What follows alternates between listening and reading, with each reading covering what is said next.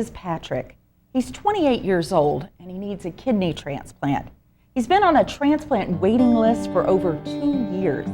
Each day he waits, hoping to get a new kidney.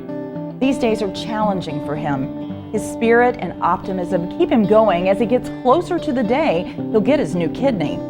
His sister Kate is giving him the most precious gift of all, the gift of life. Before I got sick, I was a very strong and healthy young man.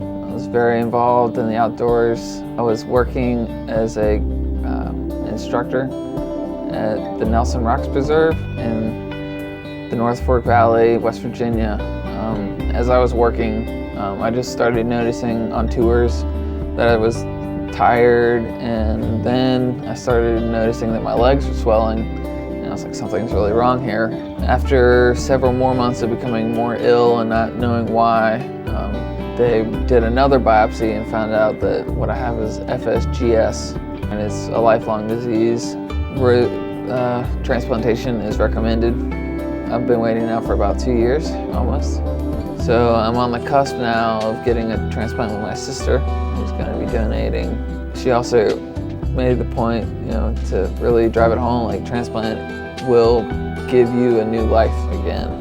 The importance of organ donation is, in my mind, is to help people gain back a life that they lost. Before I got sick, when I was 16, I put the heart on my license, and at that time it just seemed to me that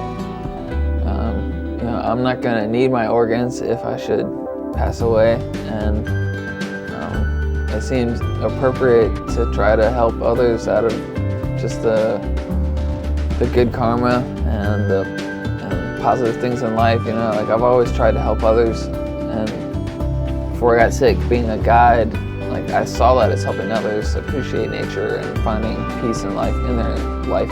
But the heart on the license is important because there's people out there that would benefit from it, and by donating, you have a chance to impact someone's life even after you're gone. And you can still make a difference in someone's life. Patrick is just one of more than 3,500 North Carolinians who are listed on the National Transplant Waiting List. In the U.S., that number totals more than 117,000. Deciding whether or not to become an organ donor often causes conflict with many people when they're faced with making that choice.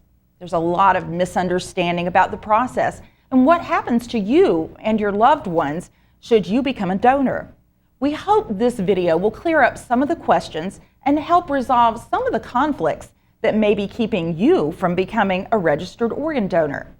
The need for registered organ donors continues to grow daily. Katie Paulson with Donate Life North Carolina shares some of the challenges and why there is a continual need for more donors. Hi, Katie. Welcome. Good to see you. Nice to see you. Just curious, why is there a need for more donors? That's a great question. So in North Carolina, we have over 4 million registered donors already. But unfortunately, that's less than half of all those 16 and older with driver's licenses.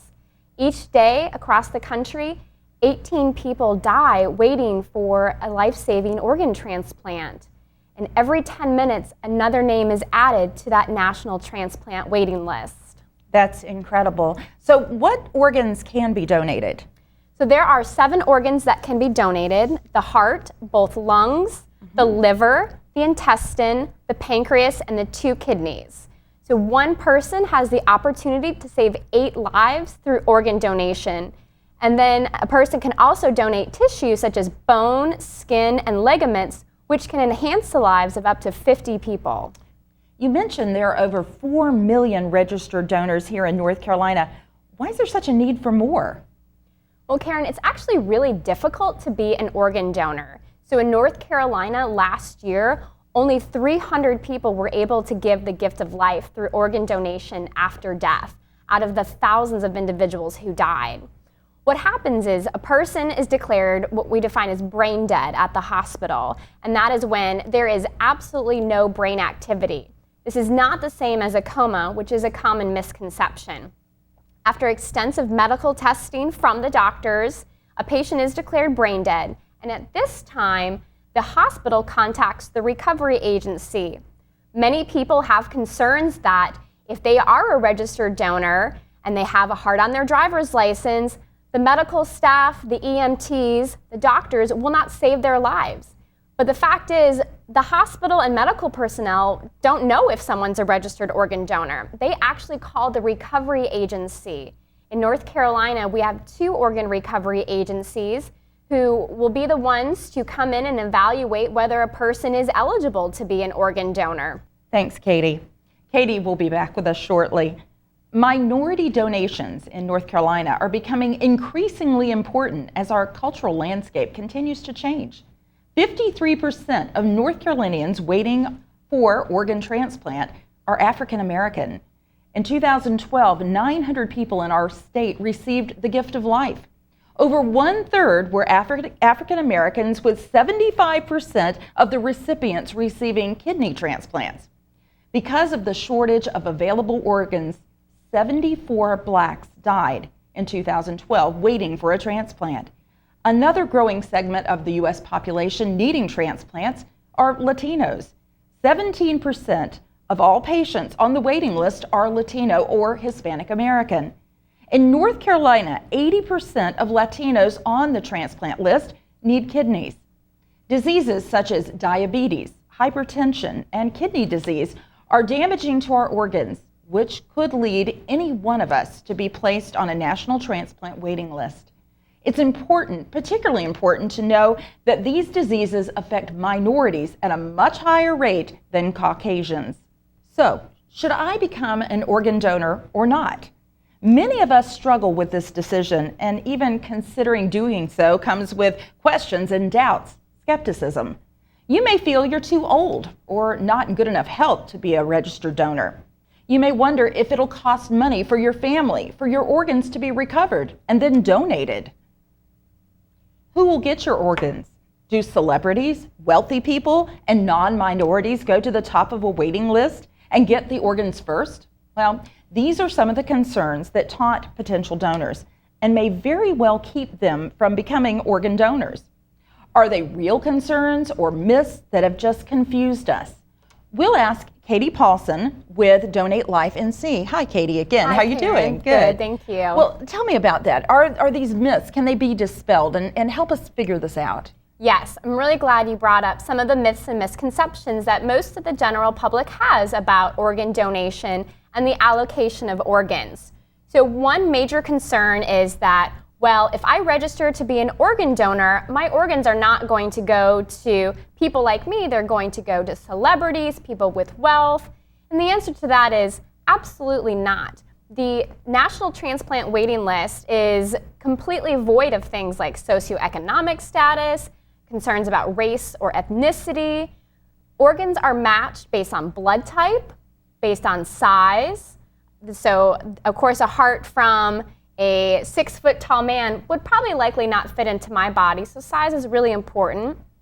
Also, factors like for how long a person has been on the waiting list and how sick they are. Urgency certainly plays a factor in organ allocation. Another concern that people have, as you mentioned, is age. I'm too old to be a donor. In fact, there is no age limit to organ donation. People here in North Carolina have been able to donate organs well into their 70s, 80s, and even 90s, which is truly remarkable. Thanks, Katie, for clearing that up. And there's no cost to the family. That's just amazing. Next, we want to share with you 3 incredible stories of how organ donation gave 2 men each a new life, and how one man waits patiently for the day when he will get a new heart. Meet Benny Link, an active 77-year-old who still goes to work every day selling cars for a major new car dealership. Benny's life changed over 13 years ago when his doctors told him he needed a double lung transplant and heart bypass surgery.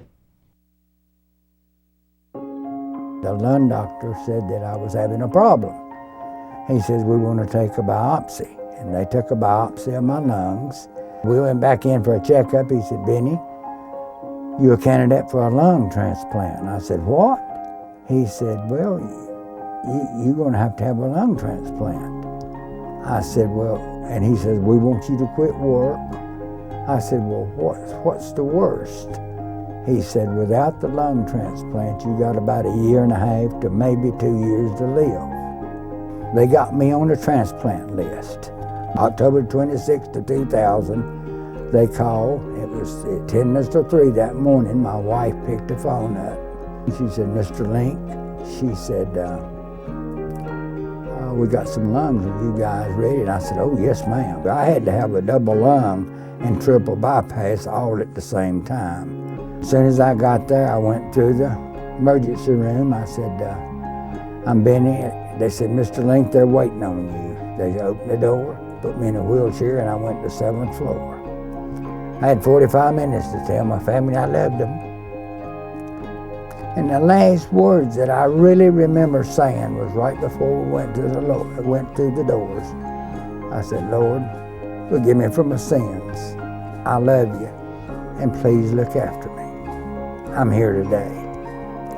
I know that my donor was a young male because I asked my doctor, and he said, Benny, he said, you got a young male's lung.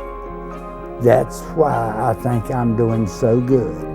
I think about that person's lungs in me many times. I do. I'm just so blessed. Why take your organs to heaven when heaven knows we need them here? Donate your organs. You can touch somebody else's life and give them the same chance that I have had. Benny told us he cherishes each day as a blessing, and he's eternally thankful to his donor, whom he thinks of daily. God, family, and friends are the most important parts of his life, he tells us, and organ donors are the greatest people of all. Our next story is about a man who has had issues with his heart since he was in his mid-30s. Terry Ballard has been active in work and family and church his entire life. He's never been one to just sit around, but now that's all changed for Terry. He's found out that he needs a heart transplant. I found out I needed a new heart about 2 weeks ago. Dr. Henderson, the one that's really been taking care of me the most, he told me that with all of the issues that are going on with my heart, the VTAC, the congestive heart failure, the CABG that I had, the open heart surgery, he said, this will be the best outcome for you and your family. I wasn't afraid of it. I was okay with it. The only thing I did ask them, I said, will we be able to find out who the person was that donated the heart? And they said yes, because I thought that was important for us to be able to thank them.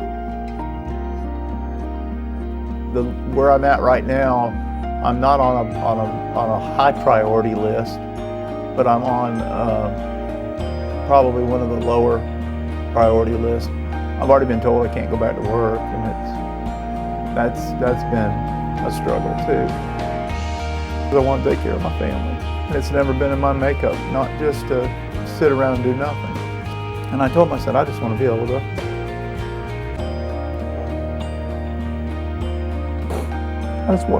play with her.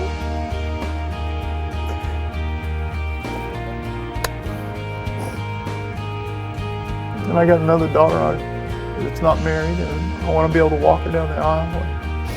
And, I want to see my boys become parents and fathers, and that's all I'm looking for. I don't expect anything for myself. I just want to be here for them. All my family members are donors, so it's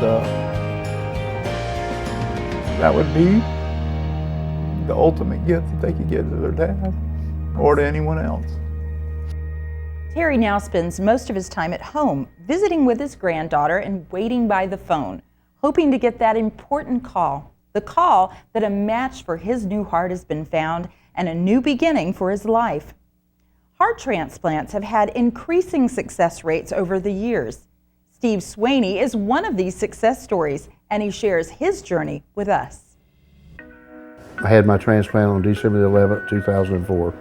1997, I had some heart issues. Went to cardiologist. He said that right off the bat that I had cardiomyopathy and I would be a candidate for a heart transplant. And started treating me with different medications. He said my goal is to get you to live to be 60. And in 97, I was 47. So I got on the transplant list in June the 26th, 2004. And I received my heart December the 11th, 2004. And what led up to mine is I went in that Wednesday for a test. And he said, I'm gonna keep you in the hospital to be number one. The test showed up that I wasn't number one. It was a little bit better than he thought. So what he did was he sent me home. This was on Thursday. Saturday morning at 5:30 a.m., we got the call. My wife came running through the house. She said, I got you a heart. I knew right then that it was gonna work, but I didn't know how young a heart it was gonna be. The only thing they could tell me because of the Privacy Act was it was a 16-year-old heart. And somebody gave up a loved one. But you got an organ. But the mom wrote a letter to me and said, when he came home from his driver's license, he held him up and said, look, I'm an organ donor. He said he was so proud. And said, little did we know, a couple of weeks later, we'd be using those organs. But she said, as far as we know, all 6 recipients are doing great. But that's what organ donations are for. Because they care, they pass those organs along to somebody else. And their life goes on, you know. I don't know that I got any traits of that young man, but think about him a lot. But to be an organ donor, they obviously are doing what they want to do with their organs. And it's the greatest thing in the world for me because I wouldn't be here. But, you know, I feel that everyone should really look at being an organ donor closely because you never know when someone in your family may be the recipient of one of those. It's gave me a new lease on life. You know, I mean, I'm just thankful for organ transplants. I mean, Steve told us after his interview that he had truly received a miracle. Every day he thinks about the young 16-year-old man who donated his heart. He and his family are in their thoughts and prayers always. Now, it is so easy to become a registered organ donor. One of the best ways is to register at the DMV when you get your driver's license. The red heart on the license indicates your wishes to donate your organs. You can also register online at donatelifenc.org or through paper enrollment forms. All methods are legally binding decisions. Now, if you're already a registered organ donor, we thank you. If you're not, please consider becoming one. You may have the gift that will give someone a new and changed life, a life that could give them added years to spend precious time with their loved ones and friends. For To Live Another Day, I'm Karen Myers. I got to live another day. I got to live another day. Because of people like you. Because of people like you. Who became registered organ donors. Thank you. Thank you. Thank you. Thank you.